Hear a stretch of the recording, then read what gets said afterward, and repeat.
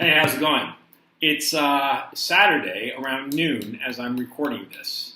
On Thursday night, I crashed my motorcycle. I took a turn and I slipped on some gravel and just spun out. The rear wheel went right out from under me, and I banged up my knee pretty badly. I don't think it's broken, but it's really banged up. And insofar as my wrist, my right wrist, I broke something in it, I'm pretty sure.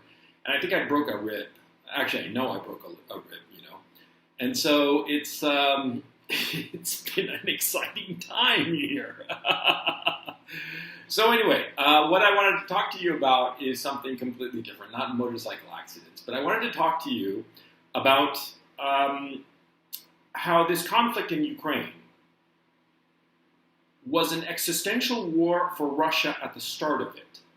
But it wasn't an existential crisis for the West, for the United States and Europe. But it has become an existential crisis for the West. And they have lost. If this was a war, the West has lost already. And let me explain why. See, at the beginning of this conflict, the Russians, whether you agree with them or not, it doesn't really matter.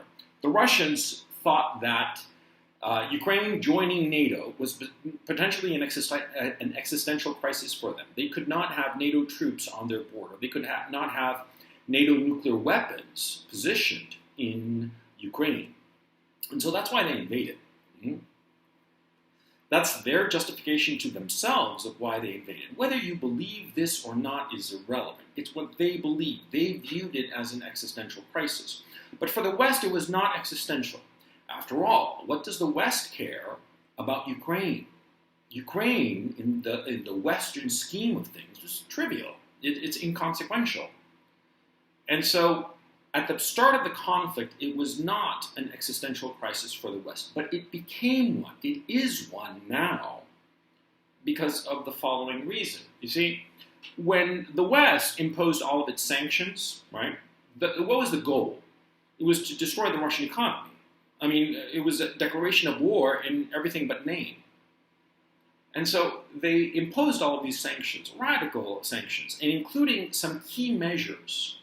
The unplugging of Russian banking system from SWIFT and the removal of their access to MasterCard and Visa, okay, and a whole host of other economic measures. And these economic measures were designed to break the Russian economy. And the idea was it'll break the Russian economy and this will usher in regime change. By the way, this approach to economic sanctions has never removed a government that the West didn't like. It didn't happen in Cuba. It didn't happen in Iran. It didn't happen in Venezuela. It's just stupid, but okay. They went ahead with this. But the thing is, see, unlike with Iran or Cuba or Venezuela, the Western economies did not depend on the target of the sanctions like they do with Russia. Because the European economy has been premised on two pillars. Number one, cheap access to consumer goods from China. And number two, cheap energy from Russia. And so by imposing these sanctions, the European economies cut themselves off from that cheap Russian energy. And what has happened to the European economy?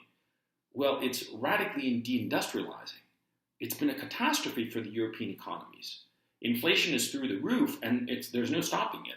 It's just going to keep on galloping away. And so for the Europeans, this killed their economy. It really did. Now, for the Americans, it was more subtle. And it had a lot to do with how the Russians played the diplomatic and political game with the rest of the world. Because, you see, the Russians, everybody says that the war has been so slow going.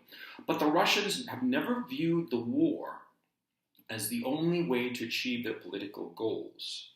They understand that a lot of times warfare is just a continuation and extension of political and diplomatic efforts. And so one could argue, as I'm coming to believe, that the Russians deliberately tried to go slow going because they needed the time to get the rest of the world on side, which they accomplished. You see, it's not just that the Russians were able to find other customers for their energy resources. It's not only that they were able to find other suppliers for vital equipment and technology and what have you that Russia needs. No, what happened was that the Russians showed the rest of the world, today me, tomorrow you. And so a lot of the other countries around the world started realizing, the Americans are capricious. And if they don't like what we're doing for whatever reason, no matter how silly or arbitrary, they'll turn on us on a dime. And they'll cut us off, and they'll try to break our economies, like they tried to break the Russians' economy. And so what has this led? Well, of course, the Russians have been pushing this along, but at the same time, it was an organic development of the other countries that they realized, hey, we have to pivot away from the United States. We have to de-dollarize.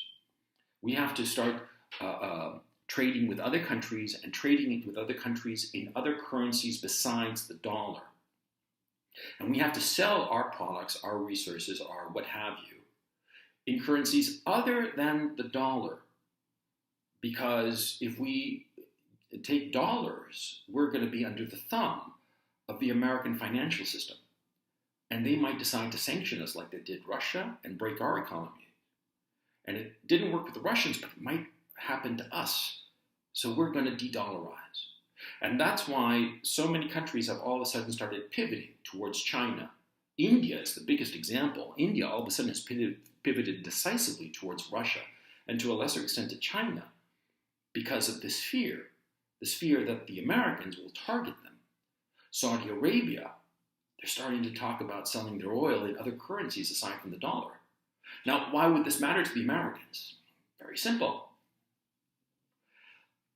The U.S. economy is a deficit economy. It has a negative balance of trade. It has a budget deficit perennially, year after year. It's 32 trillion? And that's just federal debt. We're not talking about agency debt and state debt, let alone municipal debt. The United States depends on the rest of the world taking its dollars that it has acquired by way of trade and putting those dollars into the American capital markets, specifically treasury bonds, but all the capital markets generally.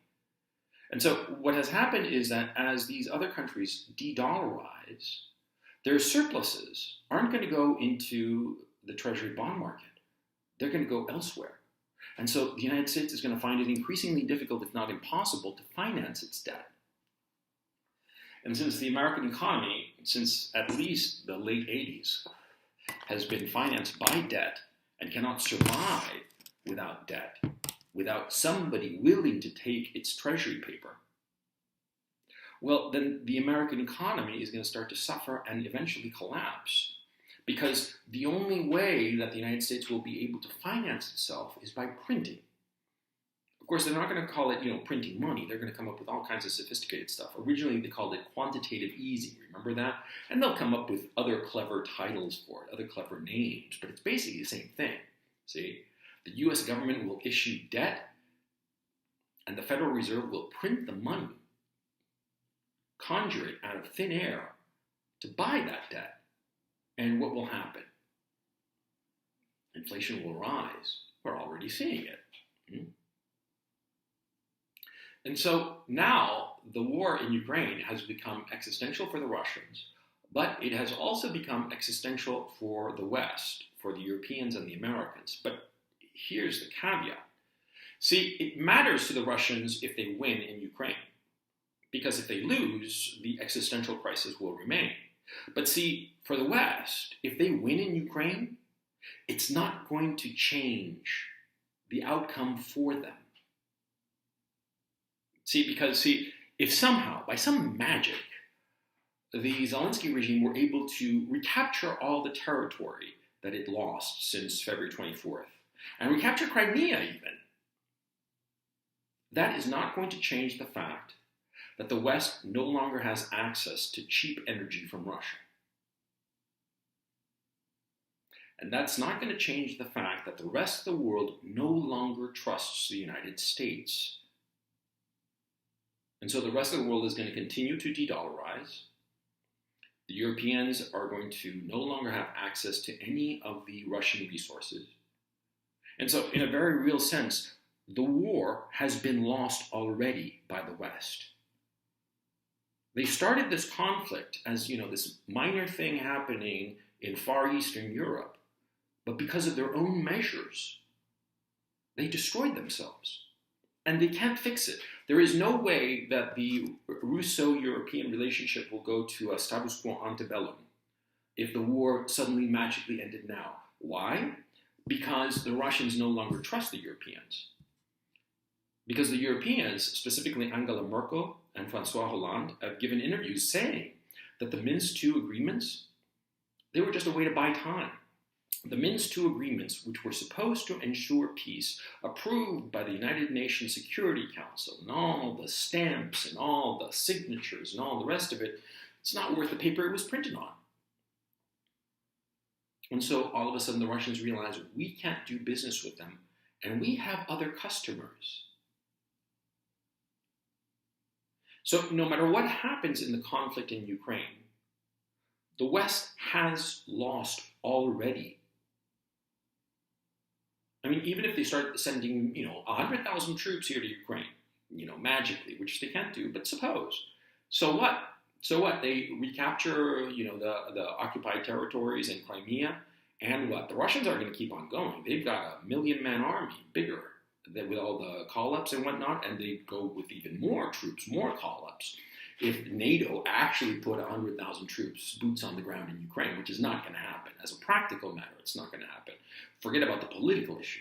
Mm-hmm. And so the West has lost already, and it is now an existential crisis for the West. But the political leadership in the West thinks that if they win in Ukraine, everything will go back to normal. They don't understand the changing reality. You see?